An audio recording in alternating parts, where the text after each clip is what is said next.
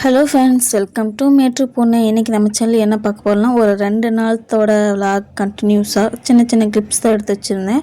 இப்போ அதை பார்க்கலாங்க. நான் இது எடுத்து கூட 2 நாள் 3 நாள் ஆயிருக்கும்னு நினைக்கிறேன். நான் இப்போ தான் அப்லோட் பண்ணுறேன். ஏன்னா அப்லோட் பண்ணுறதுக்கு டைம் கிடைக்கல. ஏன்னா பாப்பாவுக்கு கொஞ்சம் உடம்பு சரியில்லை, 2 பேர்த்துக்குமே உடம்பு சரியில்லை.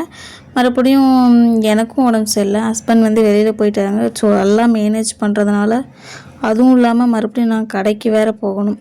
கடைக்கு போயிட்டு உடம்பு சரியில்லாத பிள்ளைங்களையும் பார்த்துட்டு வீட்லேயும் பண்ணிவிட்டு வரதுனால கொஞ்சம் இதாகி போச்சு. இந்த வீடியோ எடுக்கும்போது பார்த்திங்கன்னா எங்கள் வீட்டுக்கார் கூட தான் இருந்தார். கொஞ்சம் அவர் சும்மா விளையாட்டு புத்தி தான் எப்போ பாரு. அப்புறம் பிள்ளைங்க பெரிய பொண்ணு கொஞ்சம் அவள் உடம்பு கிட்டத்தட்ட 1 மாதமாகவே உடம்பு சரியில்லை. என்ன சொல்கிறான்னு பார்த்தீங்கன்னா, கொஞ்சம் உடம்பு சரியில்லை, கிறுகிறுன்னு வருது, வாந்தி வருது, அவ்வளோதான்.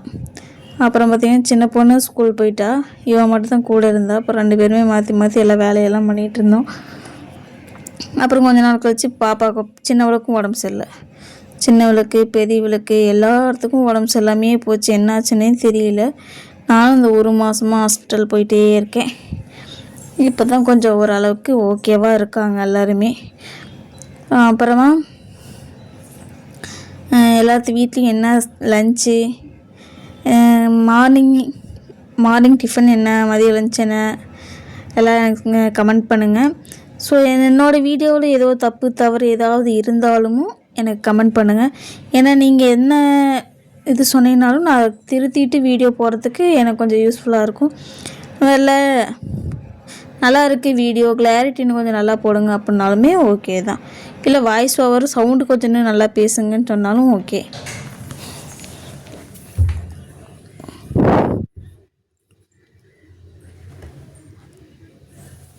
அப்புறம் என்ன பண்ணுறது, ஃப்ரிட்ஜெல்லாம் க்ளீன் பண்ணார். எல்லாம் தூக்கணும். அடியில் அந்த ஃப்ரிட்ஜு ஸ்டாண்டு ரொம்ப கேவலமாக கிடந்துச்சு, அவ்வளோ கேவலமாக கிடந்துச்சு. அதை தான் எடுத்துட்டு என்கிட்ட கொடுத்துட்டாரு. நான் கழுவுறதுக்கு போயிட்டேன். அப்புறம் பாப்பா அவங்க எங்கள் வீட்டில் அதெல்லாமே அவர் சுத்தம் பண்ணார். ஃப்ரிட்ஜெல்லாம் க்ளீன் பண்ணுறது அவர் தான் க்ளீன் பண்ணார். அப்புறம் எல்லாமே சுத்தமாக க்ளீன் பண்ணிட்டார். க்ளீன் பண்ணிவிட்டு அது மறுபடியும் உங்களுக்கு எப்படி இருக்குதுன்னு காமிக்கவே இல்லை. அப்புறம் பாப்பாங்களும் 2 பேரும் மாற்றி டிவி பார்த்துட்டு இருந்தாங்க. என்னமோ நாடகம் ஓடுது. என்ன நாடகம் அது,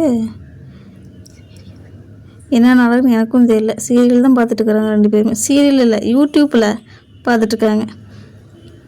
ஸோ அந்த விழாக்கு அப்படி போயிடுச்சு, அன்றைக்கி அப்படி போச்சு. இது அடுத்த நாள் காலையில் நான் எழுந்திரிச்சி உட்காந்துட்ருக்கேன். டீ கொடுத்தாங்க, பாப்பா டீ கொடுத்தா, டீ குடிச்சிட்டு உட்காந்துட்ருக்கேன்.